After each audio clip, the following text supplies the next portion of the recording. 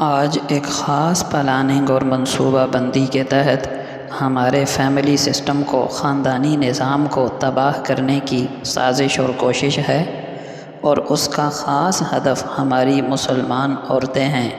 Social media کا اور خاص کر ڈراموں کا استعمال دیکھ کر ہماری عورت اپنے اقدار، روایات کو چھوڑ کر اپنے خاوند سے اور ماں باپ سے باغی ہوتی چلی جا رہی ہے۔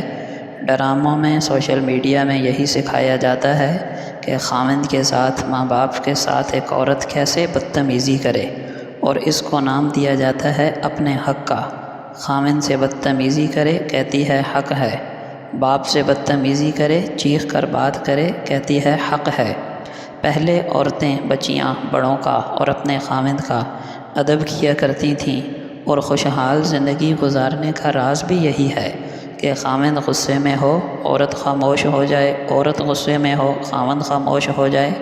لیکن اب ڈراموں، فلموں میں برابر جواب دینا سکھایا جاتا ہے، اور یہ ڈرامے، فلمیں ہمارے خاندانی نظام کا ستیہ ناش کرتے چلے جا رہے ہیں۔ اس پر بند باندھنے کی ضرورت ہے۔